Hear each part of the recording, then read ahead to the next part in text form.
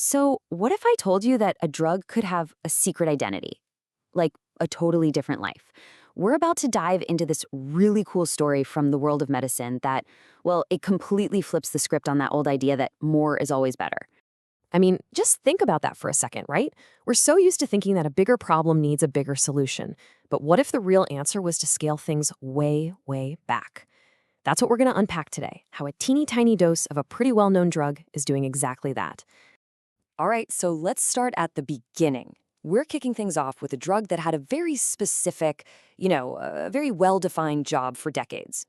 But as you're about to see, it turns out it had this hidden talent that, wow, nobody saw coming.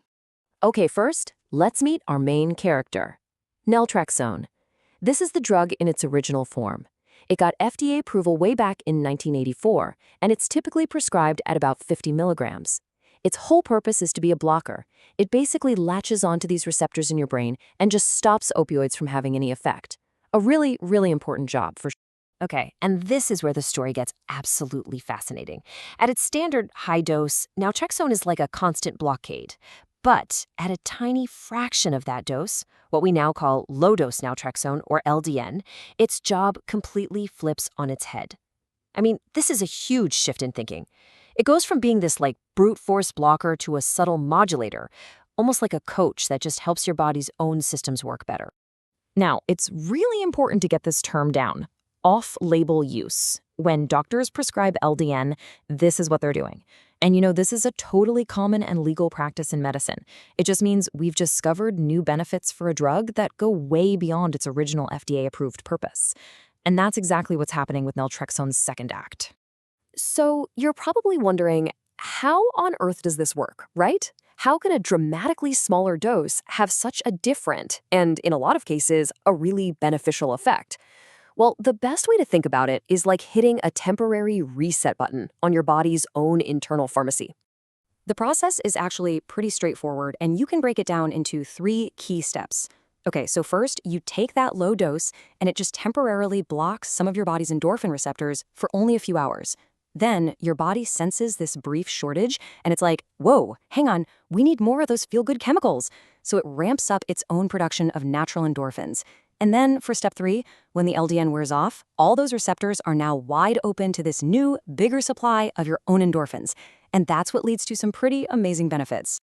And just so we're all on the same page here, what are endorphins? Well, they're incredible. They're your body's built-in system for managing pain and just making you feel good. You know that runner's high people talk about? Yep, that's endorphins doing their thing. So LDN basically tricks your body into giving you more of that natural goodness. I love this quote because it perfectly explains another key part of the story. LDN doesn't just boost endorphins. It also interacts with your immune system.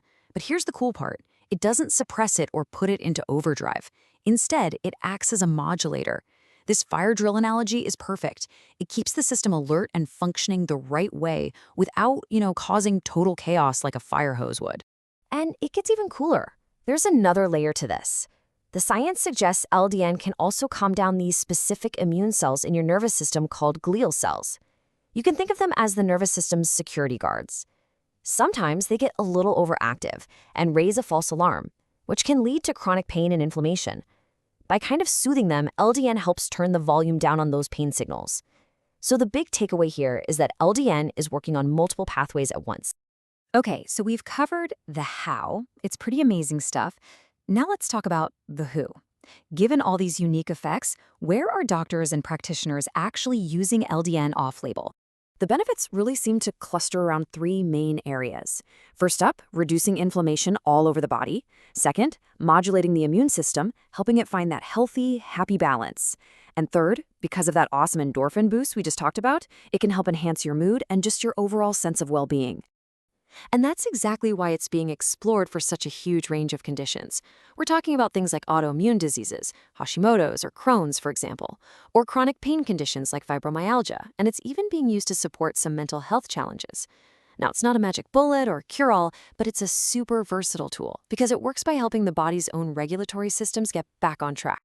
So let's get practical. If someone were to explore LDN with their doctor, what does that actually look like? Because it's a little different than just, picking up a standard prescription from the pharmacy. Okay, just look at this number, 0.5 milligrams. A typical starting dose is just half a milligram. Now remember, the original dose was 50 milligrams. This really drives home the low dose part of the name, doesn't it? It's just a tiny fraction of the original amount. And this is so crucial. This is not a one-size-fits-all kind of therapy. A doctor will usually start a patient on a super low dose and then gradually increase it over weeks or even months to find that perfect sweet spot for that individual person. And because these doses are so specific, they can't be mass-produced. They have to be made by a special compounding pharmacy that can create a prescription tailored exactly for you. All right, so let's look at the trade-offs. What are the pros and cons? Well, on the pro side, it's generally really well tolerated. The side effects are usually mild, like maybe some vivid dreams, and it's completely non-addictive. On the con side, you do need that special pharmacy to make it, and it's not a quick fix. It can definitely take some time to see the benefits as your body adjusts.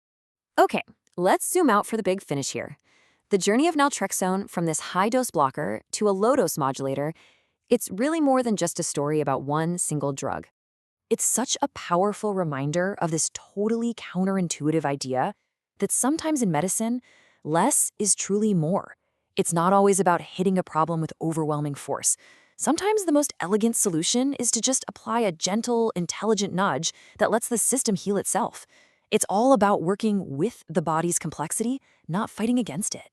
And this leaves us with a really exciting question to think about. Naltrexone was sitting on pharmacy shelves for decades before its low-dose potential was really explored. So it just makes you wonder, how many other established drugs are out there right now just waiting for us to ask, hey, what happens if we try a tiny dose? What other secret identities are just waiting to be discovered?